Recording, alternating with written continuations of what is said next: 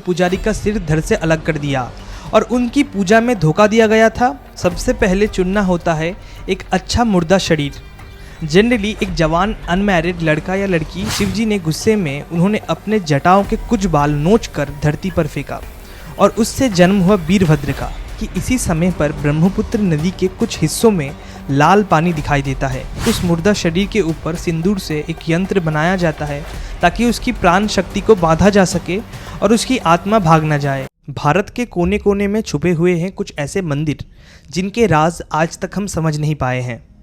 अब कुछ ऐसा ही है आसाम के पहाड़ों पर स्थित कामाख्या मंदिर।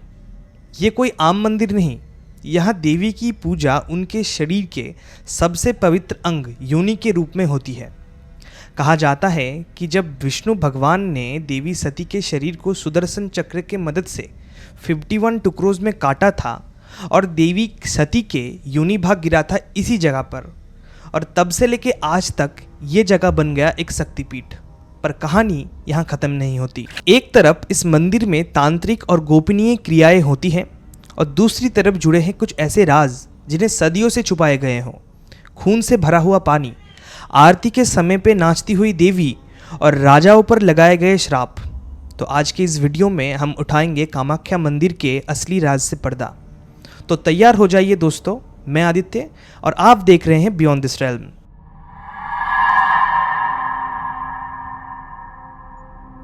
कामाख्या मंदिर जो आसाम के गुवाहाटी में नीलाचल पहाड़ों पर स्थित है, भारत के सबसे पुराने और पवित्र तांत्रिक मंदिरों में से एक है। ये मंदिर देवी कामाख्या को समर्पित है जो शक्ति की एक बहुत ही शक्तिशाली रूप मानी जाती है। ये मंदिर पूरा ही तांत्रिक और तांत्रिक समाज को समर्पित है, लेकिन खासकर कुलाचार तंत्र के लिए ये मंदिर बहुत ही महत्वपूर्ण है। हर साल यहाँ अंबुबाची मेला मनाया जाता है जो देवी के महावरी यानी पीरियड्स को सेलिब्रेट करते हैं। ये विश्वास किया जाता है कि देवी माँ की पीरियड्स होना एक बहुत ही शक्तिशाली और पवित्र घटना है। इतिहासकार कहते हैं कि देवी माँ की पूजा समय के साथ बदलता गया। पहले यहाँ प्राचीन जनजाति लोग, जिसे म्लेचा कहा जाता है, देवी माँ की पूजा योनि के रूप में करते थे जो महिला शक्ति का एक प्रतीक है। फिर पाला वंश के समय पर देवी माँ का पूजा योगिनियों के रूप में होने लगा। योगिनियाँ भारत, नेपाल, तिब्बत और साउथ ईस्ट एशिया के कई हिस्सों में पूजी जाती है, खासकर उस मंदिरों में जो 64 योगिनियों के नाम से मशहूर है। कभी कभी इनकी संख्या 42 या 81 भी हो सकती है। हर योगिनी का अलग रूप, नाम और शक्ति होती है। कभी कभी योगिनियाँ इंसानी रूप भी धारण कर सकती है। इनका रूप कभी इंसान का होता है तो कभी पशु का, और कभी कभी इनको ऐसे देखा जाता है जैसे इंसानी शरीर पर किसी पशु का सिर। ये शक्तियाँ जनरली शमशान, जंगलों और उन जगहों पर होते हैं जो मानव समाज से बहुत ही दूर होते हैं। इनके पूजा में खून, मदिरा और मांस का उपयोग होता है।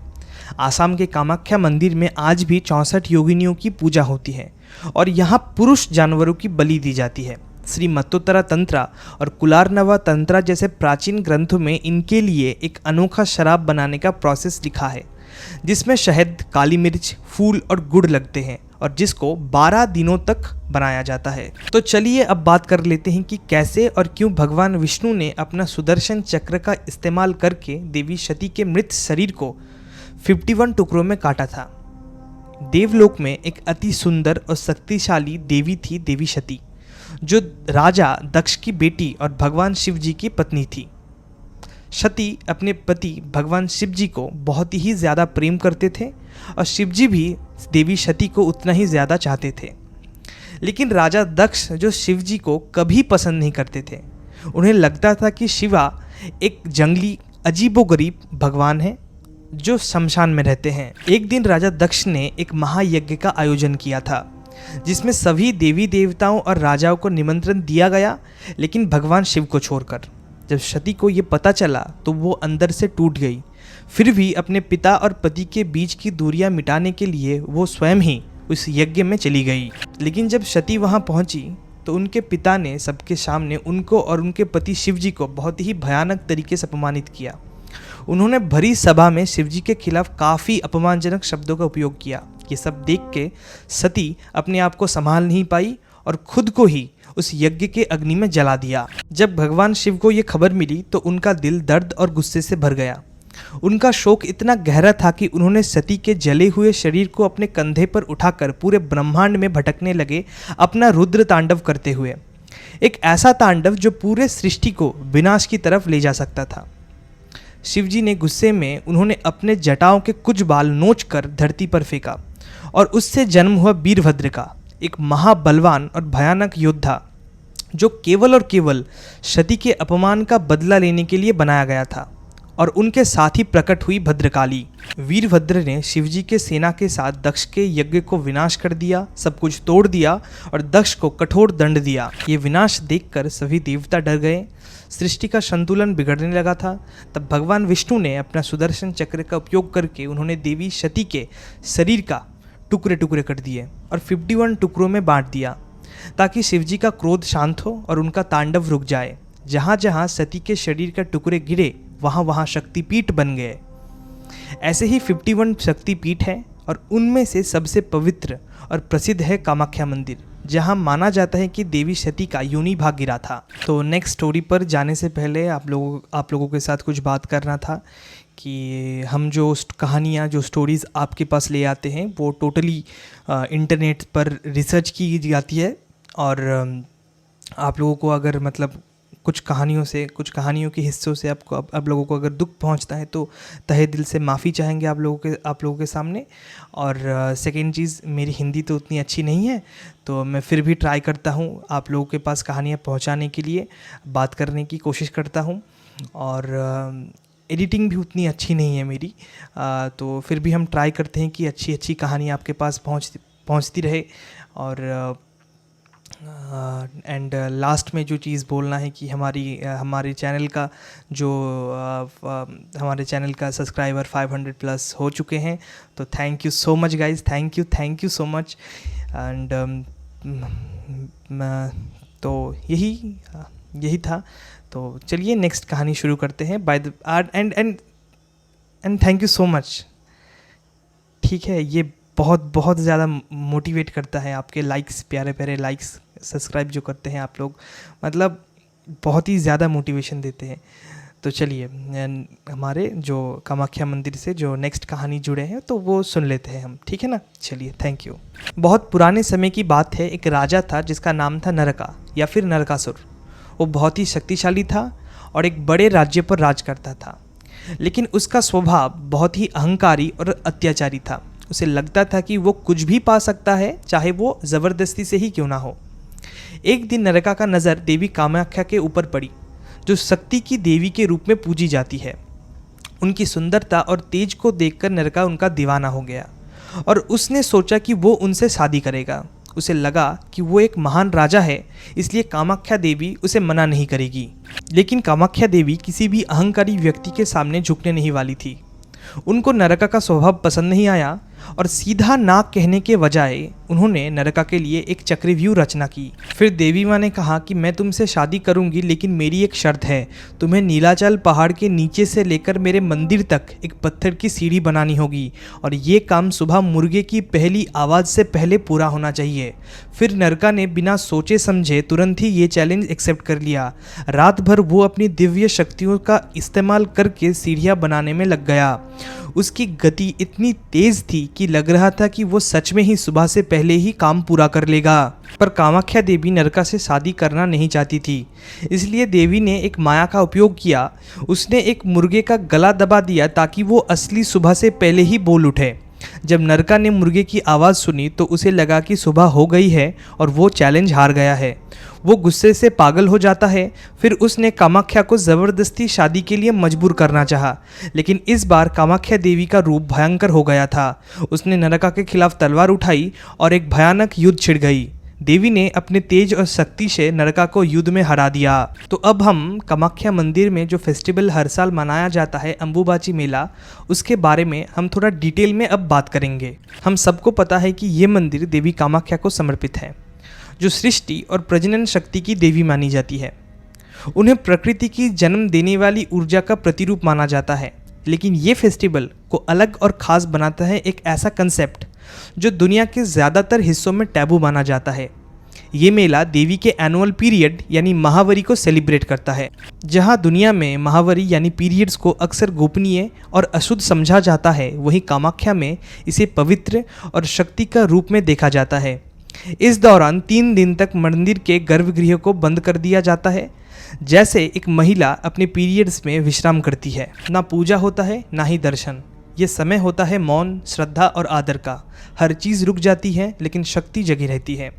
चौथे दिन जब देवी अपने पीरियड से निर्मल हो जाती है, मंदिर को फिर से खोला जाता है और बहुत बड़ा उत्सव मनाया जाता है। हजारों भक्त, तांत्रिक साधक, साधु संत और दुनिया भर के यात्री यहाँ इकट्ठा होते हैं। कहा जाता है कि इसी समय पर देवी कामाख्या अपने जीवन देने वाली ऊर्जा से भरी होती है और यही सबसे बेस्ट समय होता है उनके आशीर्वाद पाने का। तंत्र साधना में ये समय सबसे शक्तिशाली माना जाता है, जहाँ मंत्र, ध्यान और गोपनीय क्रियाएं होती हैं।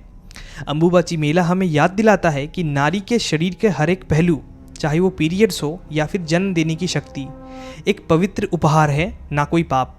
कामाख्या मंदिर के अंदर एक प्राकृतिक और पवित्र पत्थर है जो योनि के आकार का है। उसी को ही देवी का रूप मानकर पूजा की जाती है। उस पत्थर में से एक छोटी सी पानी की धारा हमेशा बहती रहती है, जो पत्थर को ठंडा और गीला रखता है। लेकिन हर साल अंबुबाची मेला के दौरान एक रहस्यमयी घटना घटती है जो सबको चौंका देती है। वो पानी जो हमेशा साफ और ठंडा होता है, अचानक इस उत्सव के दौरान लाल हो जाता है। और सबसे हैरानी की बात, कहा जाता है कि इसी समय पर ब्रह्मपुत्र नदी के कुछ हिस्सों में लाल पानी दिखाई देता है। लोग कहते हैं कि ये देवी के पीरियड्स की प्रतीक है। कुछ साइंटिस्टों का ये भी कहना है कि यहाँ के मिट्टी में लोहा यानी आयरन का अधिक मात्रा में होना और उसके साथ पानी के रिएक्शन से ही लाल रंग बनता है।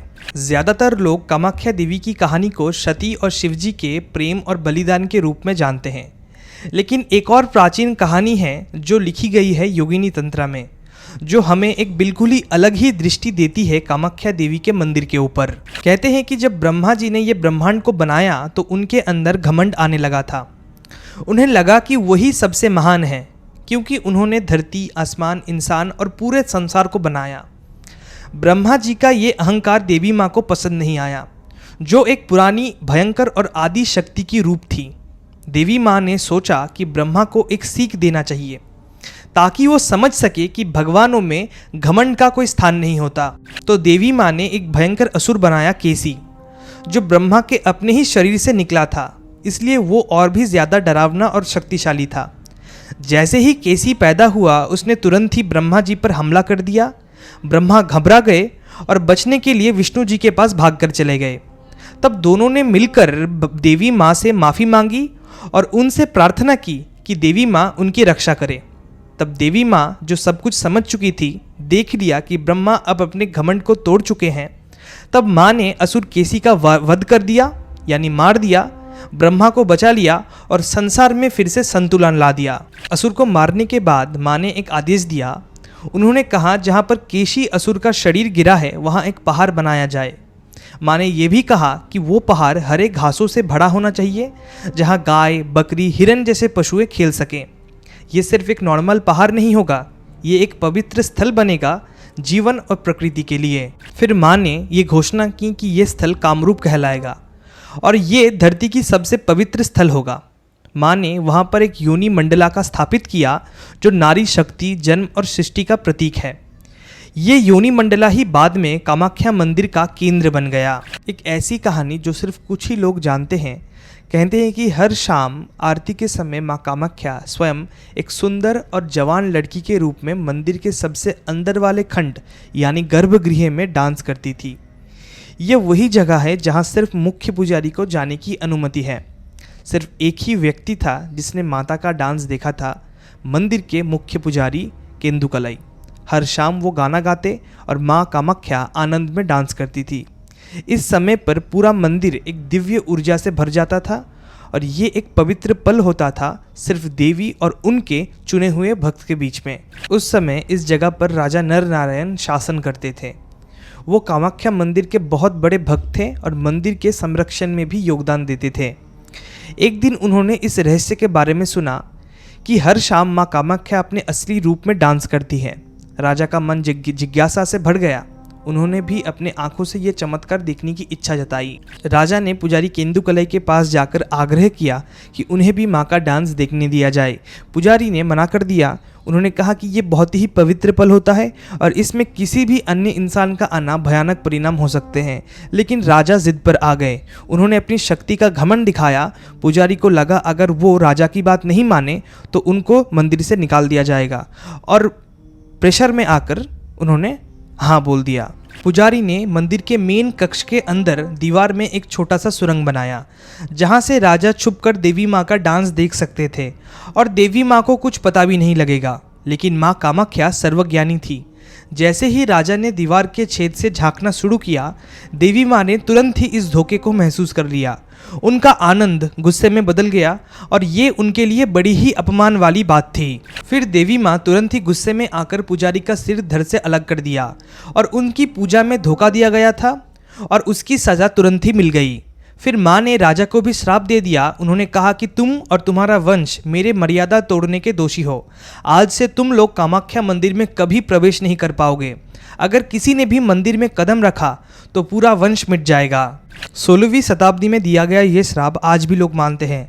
आज भी उस राजा के वंशज कामाख्या मंदिर में प्रवेश नहीं करते हैं। तो चलिए अब कंटिन्यू करते हैं हमारी दूसरी स्टोरी। तो आई होप आप लोग बोर नहीं हो रहे हो। अगर हो रहे हो तो आप हमारी चैनल पर विज़िट कीजिए, आपको ढेर सारी इंटरेस्टिंग चीज़ें मिल जाएगा। तो हम इसी स्टोरी को अब कंटिन्यू करते हैं कि एक राजा ने काफ़ी दिनों पहले एक राजा ने उनके भाई के खिलाफ युद्ध कर रहे थे। युद्ध के दौरान राजा अपनी सेना से बिछड़ गए और रास्ता भटक गए। बहुत देर तक भटकने के बाद वो किसी तरह नीलाचल पहाड़ी की चोटी तक पहुंच गए। वहां उनकी मुलाकात एक बूढ़ी औरत से हुई जिसने उन्हें एक पवित्र जगह दिखाई, यानी देवी कामाख्या का मंदिर। फिर उस बूढ़ी औरत ने राजा से आग्रह किया कि यहाँ एक सोने का मंदिर बनाओ। राजा ने माँ से प्रार्थना की और एक प्रॉमिस किया कि अगर मैं ये जंग जीत जाऊँ तो मैं यहाँ ज़रूर एक मंदिर बनाऊँगा जैसा आपने कहा। बाद में जब राजा जंग जीत जाते हैं तो उन्होंने अपना वादा निभाने की कोशिश की। मंदिर बनाना शुरू किया, लेकिन सिर्फ ईंटों से। पर हर बार कुछ ना कुछ गलत हो जाता था। कंस्ट्रक्शन कभी सक्सेसफुल नहीं हुआ। फिर एक रात वो बूढ़ी औरत राजा के सपने में आई। उन्होंने याद दिलाया कि तुमने एक सोने का मंदिर बनाने का वादा किया था। राजा ने दुखी होकर कहा कि माँ, मैं पूरा सोने का मंदिर नहीं अफोर्ड कर सकता। फिर देवी माँ मुस्कुराई और बोली, कोई बात नहीं, सिर्फ तुम ईंटों में थोड़ा थोड़ा करके सोना मिला दो, यही तुम्हारी भक्ति की प्रमाण होगा। राजा ने माँ की बात मान ली और ईंटों में थोड़ा थोड़ा करके सोना मिला दिया। फाइनली मंदिर कंप्लीट हुआ और सक्सेसफुली बन गया। लेकिन यह मंदिर हमेशा के लिए नहीं रहा। समय के साथ साथ वो नष्ट हो गया। लेकिन कैसे, ये किसी को नहीं पता। कुछ लोग कहते हैं कि काला पहाड़ नाम का मुस्लिम इन्वेटर ने मंदिर को तोड़ दिया, और कई लोग दावा करते हैं कि बड़ा नेचुरल डिजास्टर आया था। कामाख्या मंदिर के अंदर जो तांत्रिक रिचुअल्स होते हैं उनका एक्सेस बहुत ही स्ट्रिक्टली कंट्रोल होता है, और ये गुरु शिष्य परंपरा के थ्रू ही पॉसिबल है। जो भी नया साधक बनता है उसको पहले एक दीक्षा सेरेमनी से गुजरना पड़ता है, जहाँ उनके गुरु उन्हें एक बीज मंत्र देता है, और ये सेरेमनी मोस्टली रात के अंधेरे में भैरवी गुफा के अंदर ही होता है। अब बात करते हैं कि एक एक्सट्रीम तांत्रिक रिचुअल की, जिसका नाम है शव साधना, यानी डेड बॉडी मेडिटेशन। ये क्रियाएं मोस्टली कामाख्या के क्रिमेशन ग्राउंड्स में होती है, और ये पूरा प्रोसेस 7 स्टेजेस में कंप्लीट होते हैं। सबसे पहले चुनना होता है एक अच्छा मुर्दा शरीर, जनरली एक जवान अनमैरिड लड़का या लड़की जिसका अचानक मौत हुआ हो। प्रैक्टिशनर या साधक अक्सर हॉस्पिटल के आसपास या एक्सीडेंट स्पॉट पर वेट करते हैं ऐसे मुर्दा बॉडी के लिए। उसके बाद लाश को दूध, शहद और चंदन के पेस्ट से नहाया जाता है। फिर महानिर्वाणा तंत्र के मंत्रास चैंट किए जाते हैं ताकि उसकी आत्मा शांत हो जाए। फिर उस मुर्दा शरीर के ऊपर सिंदूर से एक यंत्र बनाया जाता है ताकि उसकी प्राण शक्ति को बांधा जा सके और उसकी आत्मा भाग न जाए। लेकिन अगर मंत्र गलत पढ़े तो उस मृत शरीर की आत्मा भयानक नुकसान पहुंचा सकता है। फिर लाश के सीने के ऊपर साधक को बैठना पड़ता है और देवी काली या तारा को बुलाया जाता है मंत्र के थ्रू। ऑफरिंग्स दिए जाते हैं जैसे खून, नशा करने का कुछ पदार्थ यानी कैनिबस और नीलकमल। कहते हैं जब देवी आते हैं तो मुर्दा लाश हल्का हल्का कांपने भी लगता है। फिर जब साधक बहुत ही ज़्यादा डीप मेडिटेशन में घुस जाता है तब उसे नरक के अद्भुत दृश्य, काम वासना जगती है और अपने मौत का दर्शन भी होता है। ये रिचुअल सुबह से पहले ख़त्म होता है और उसी लाश के आत्मा को रिलीज़ कर दी जाती है। फिर मुर्दा लाश को दाह संस्कार किया जाता है और उसकी राख को विभूति के रूप में कलेक्ट कर लिया जाता है। शव साधना करने पर वाक सिद्धि मिलती है, यानी जो भी बोला जाएगा वो तुरंत ही सच हो जाएगा। मृत्युंजय यानी मौत के ऊपर विजय भी पा सकते हैं। लेकिन ये रिचुअल एक्सट्रीमली डेंजरस है। ग्रंथों के हिसाब से 90% लोग इस रिचुअल को करने में फेल हो जाते हैं। कुछ लोग पागल भी बन जाते हैं या फिर भूत प्रेत उनको पोजेस कर लेते हैं। 1987 में एक साधु का केस डॉक्यूमेंट है जो वाराणसी आया था और वो इस रिचुअल को करते समय बीच में ही छोड़ चुका था और कुछ समय बाद उनकी मृत शरीर को नदी के किनारे पाया गया। थैंक यू दोस्तों ये वीडियो पूरा देखने के लिए, और आप लोग बहुत ही स्पेशल हो। हाँ, मैं आपकी ही बात कर रहा हूँ। कमेंट्स पे लिख के ज़रूर बताइएगा कि आपको ये पूरा वीडियो कैसा लगा। और मैं आदित्य, और तब तक के लिए देखते रहिए बियॉन्ड दिस रेल्म।